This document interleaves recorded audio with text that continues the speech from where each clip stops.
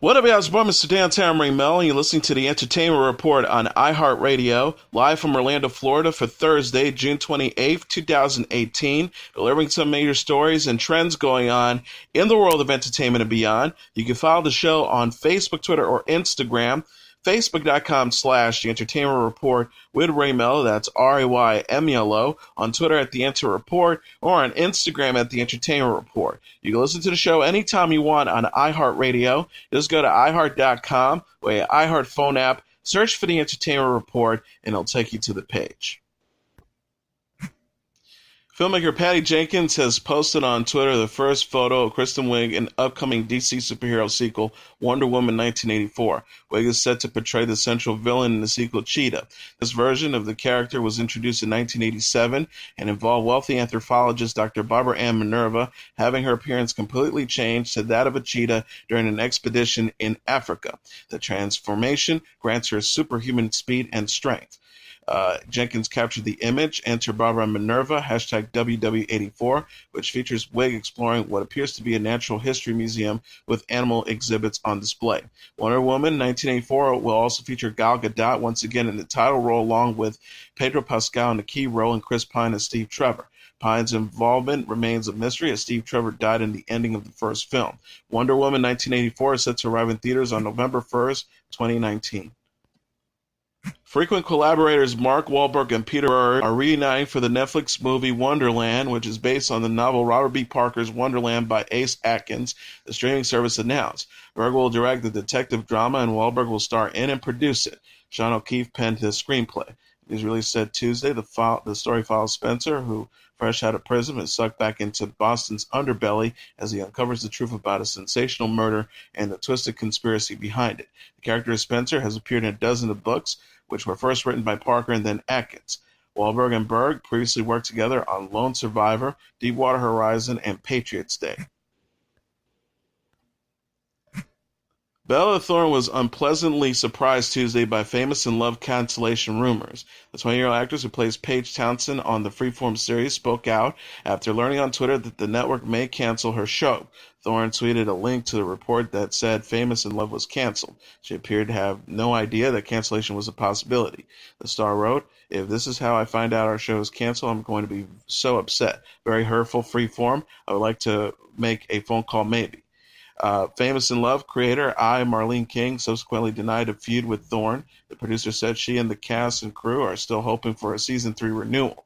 King tweeted, "Despite what may be out there, I'm not in a feud with Bella Thorne. We have and always have had a friendly and professional relationship." She added, "In fact, the entire Famous in Love TV cast and crew are crossing our fingers and toes as we light candles for a season 3 pickup, hashtag page on."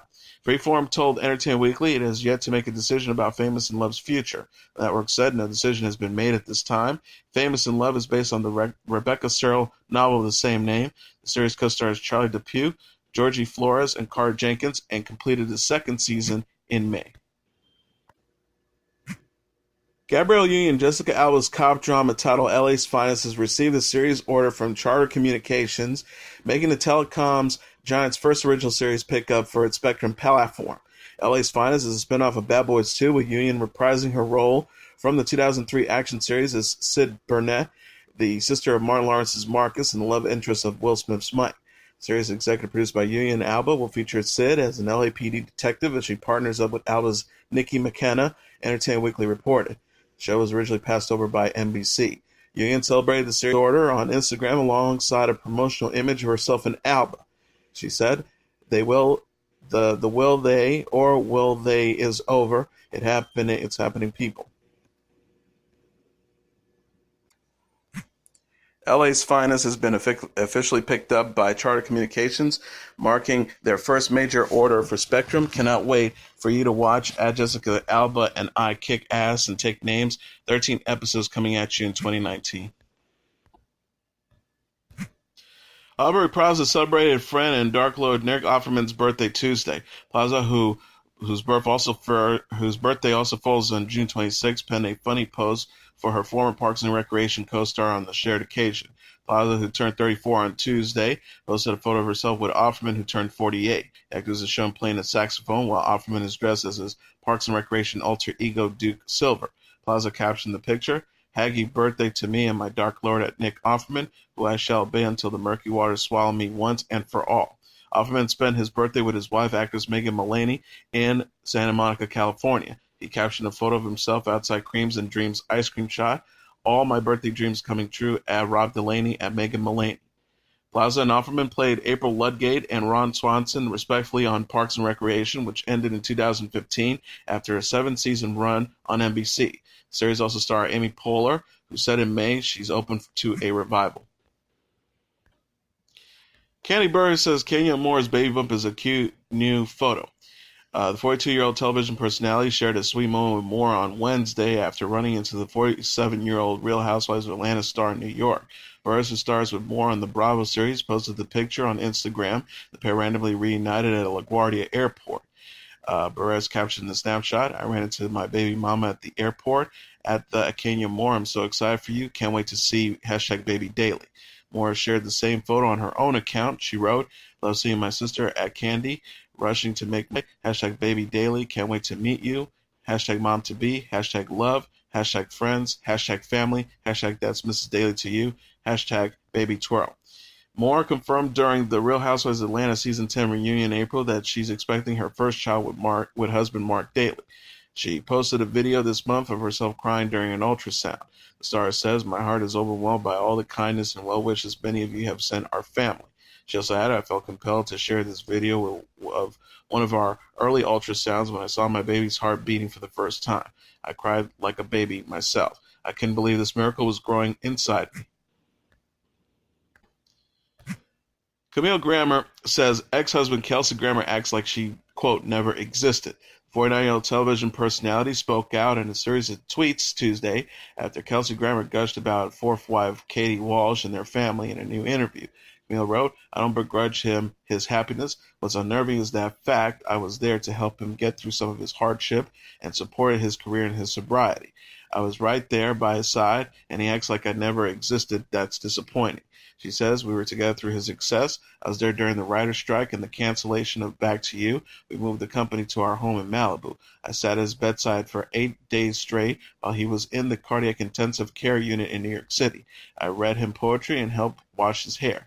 Now I don't exist."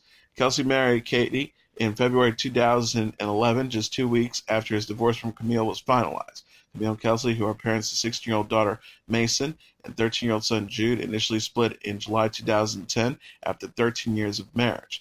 Camille tweeted, "We have 2 beautiful children. I was blessed to have shared those years of my life with him. We have both moved on. Just wish it ended in a more civil manner." Kelsey said in a new interview with Closer Weekly that life with Katie and their 3 children, 5-year-old daughter Faith, 3-year-old son Kelsey, and 19-month-old son Auden, is fantastic. The actor said of his wife, "Katie is a pristine and extraordinary ability to love. She loves being pregnant and being a mom." Chrissy Teigen shared details about her IVF journey to conceive her son. The 32-year-old model discussed in vitro fertilization with her Instagram followers Tuesday after posting a cute picture of Miles, her 1-month-old son, with husband John Legend. The photo shows Miles lifting his arms and legs in the air as he reclines on a cushion. The post has received over 1.7 million likes as of Wednesday morning.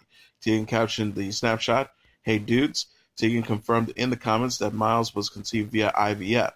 She and Legend also used IVF to conceive their daughter Luna Simone, who turned 2 in April.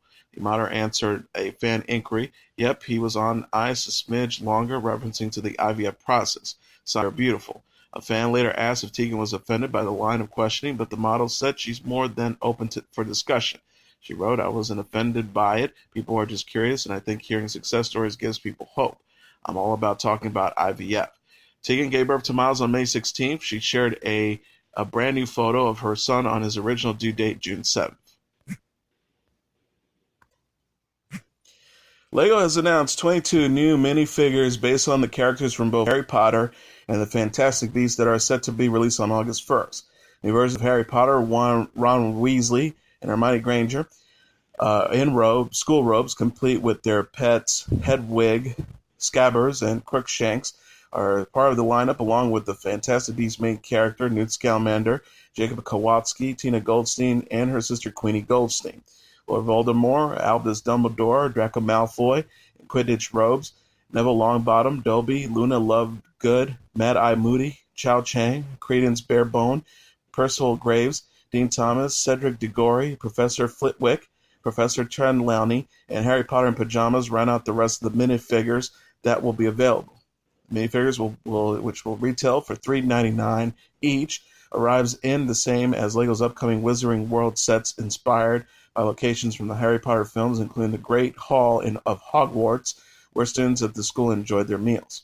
LEGO posted on Twitter a photo of the minifigures posing together inside what appears to be the Great Hall from the set of the films. The official Harry Potter Twitter account for the films, meanwhile, posted photos of the new Harry, Ron, and Hermione figures. The next film in the Fantastic Beasts franchise, The Crimes of Grindelwald, is set to arrive in theaters on November 16th. Kris Jenner is celebrating daughter Khloe Kardashian's 34th birthday. The 60 television personality dedicated a sweet post to Kardashian, her youngest daughter, with late ex-husband Robert Kardashian, on the new mom's birthday, Wednesday, June 27th. Jenner shared a slideshow of photos of Instagram, including a picture of herself dropping off Kardashian at school. Kardashian herself welcomed her first child, daughter True, with Tristan Thompson. Jenner gushed in the caption, "Happy birthday to my bunny and Khloe Kardashian. Beautiful, smart, kind, and the strongest person I know. You amaze me every single day. You are truly an angel on earth, my beauty, and I'm so proud of you. You bring laughter and love to everyone around you. You love people with your positivity and your passion." She also added, "This year we celebrate you being a new mom and all the amazing blessings that brings. To watch you with baby True brings me the greatest joy. I love you to the moon and back. You deserve the world. Happy birthday, Khloe." Kardashian gave birth to True in April, following reports Thompson cheated on her during her pregnancy. She addressed her relationship with Thompson in a tweet Monday after a fan criticized her for staying with the 27-year-old NBA star. The star wrote, "You have no knowledge of what goes on in our household or the enormous rebuilding this takes to even coexist." She says, "I'm proud of my strength. I appreciate your opinion. I hope you hold that same opinion to everyone else who has stayed in situations." Flip Flop star Christina El Moussa has landed a new show on HGTV. The 34-year-old television personality said on Instagram that she's so excited to star on the show Christina on the Coast. She wrote, "I'm so excited to announce my new series on HGTV called Christina on the Coast, which will debut in 2019. I will be helping homeowners redesign their outdated properties into beautiful spaces. Hashtag Christina on the Coast. Hashtag HGTV." HGTV confirmed the news in a press release. The network said Christina on the Coast will consist of 8 episodes and follows El Moussa as she expands her design business in Southern California. HGTV President Allison Page says Christina's design style is very popular, so it's a natural progression for us to expand her visibility with the new series. Her fans are also deeply vested in her personal life and eager to see what happens next. El Moussa split from husband and Flipper Flop co-star Tariq El Moussa in December 2016 after 7 years of marriage. The pair remain co-stars and collaborated on a new season that premiered in May. El Moussa says, "The past few years have brought a lot of change into my life, and I'm so excited to see what the next stage is store for me, both personally and professionally." Tariq is also in talks for a new HGTV series. Joe Jackson, the patriarch and manager of the musical Jackson family, including the Jackson 5, Michael Jackson as a solo artist, and Janet Jackson, has died at the age of 89. Jackson died Wednesday in Los Angeles hospital following a battle with terminal cancer. Ryan Oxman, a close friend of Joe Jackson's, confirmed his death to Rolling Stone magazine. The estate of Michael Jackson, which includes co-executors John Branca and John McClane, said in a statement mentioning Joe Jackson's wife, Catherine, "We're deeply saddened by Mr. Jackson's passing and extend our heartfelt condolences to Mrs. Catherine Jackson and the family." They continue, "We have developed a warm relationship with Joe in recent years and will miss him terribly." Randy Jr. said alongside an image of his grandfather, "R.I.P. to the king that made everything possible." Joe Jackson married Catherine, his second wife, in 1909 and settled down in Gary, Indiana. The couple shared 9 children together, including Maureen, Jackie, Tito, Jermaine, LaToya, Marlon, Randy Sr., Janet, and Michael, who died at the age of 50 in 2009. Joe Jackson is also the father of John Vonnie Jackson from an extramarital relationship. Jackson helped form and manage the Jackson 5, which consisted of Jermaine, Jackie, Tito, Marlon, and Michael. The band found success with hit songs, including I Want You Back and ABC, among others. Jackson managed Michael with his solo career, starting with 1979's Off the Wall, with Michael cutting ties with his father following the release of the legendary album Thriller in 1982. The same year, Joe Jackson launched Janet's musical career. Janet would also separate herself from her father professionally in 1986. Jackson was known as a strict leader who preferred his children call him by his name instead of dad or father. Michael would accuse Joe Jackson of being physically abusive during an interview with Oprah Winfrey in 1993. Catherine and a number of Michael's siblings would defend Joe Jackson, however, in the face of abuse allegations. He was 89. The Recording Academy has announced that the amount of nominees selected in major Grammy categories such as Record, Song, and Album of the Year and Best New Artist will be expanded from 5 to 8. The change was announced to the Recording Academy members on Tuesday and will implement with the 61st Annual Grammy Awards in 2019. Recording Academy President CEO Neil Peart now said that expanding the amount of eligible nominees from 5 to 8 in some of the Grammys' biggest categories will allow voters greater flexibility in choosing the year's best recordings. Peart now said in a statement, this creates more opportunities for a wider range of recognition in these important categories and gives more flexibility to our voters when having to make the often challenging decisions about representing excellence and the best in music for the year. We look forward to celebrating all of our nominees when they are announced later this year. The expansion comes following the 2018 Grammy Award in January, where Bruno Mars dominated the major categories, taking home the awards for Best Record, Song, and Album of the Year. The 2018 ceremony was criticized for the lack of female representation, with male music stars Mars, Jay-Z, Kendrick Lamar, Childish Gambino, Khalid, and producer Number ID receiving the most nominations across a number of musical categories. And here are the top 10 songs on the Billboard Hot 100 singles charts for the week of June 30th. Number 8, Aaron Morrison, Gray with The Middle. Number 9, Ariana Grande with No Tears Left to Cry. Number 8, Drake with God's Plan. Number 7, LMI with Boot Up. Number 6, Post Malone featuring Ty Dolla $ign with Psycho. Number 5, Maroon 5 featuring Cardi B with Girls Like You. Number 4, Juice WRLD with Lucid Dreams. Number 3, Drake with Nice for What. Number 20, J Balvin with I Like It. And the number 1 song on the Billboard Hot 100 singles charts for the week of June 30th, Triple X Tenacion with Sad. And now let's take a look at what happened on this date in entertainment history. On this date in 1928, Louis Armstrong records West End Blues.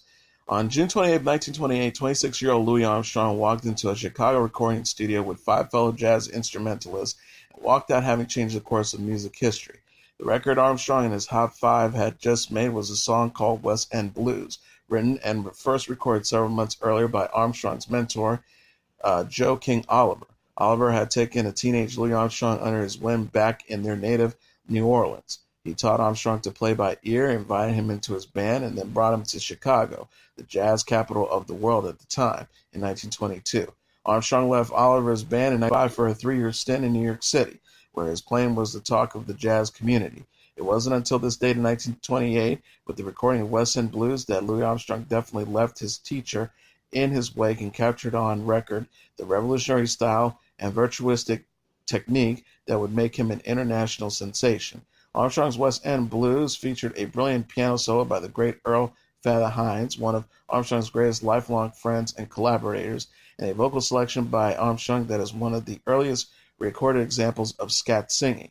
But even with the rest of the landmark recording, Louis Armstrong's 15-second trumpet intro to West End Blues and his 8-bar solo near the end makes it one of the most influential pieces of recorded music in history. Armstrong's playing established a new standard for rhythmic and melodic complexities, for technical mastery, and most important, for sheer beauty and emotional content. Billie Holiday wrote of Armstrong's West End Blues, "Sometimes the record would make me so sad I cry up a storm." Holiday also cited Louis Armstrong's instrumental technique as a formative influence on her own vocal style. Other times, that same damn record would make me so happy. It sounded like he was making love to me, she once told the jazz critic Nat Henoff. That's how I wanted to sing. The technology of 1928 didn't allow for playback in the recording studio, so when Louis Armstrong and his Hot 5 ended their session on June 28th, they hadn't even heard the recording that is recognized as a critical influence even on rock and roll.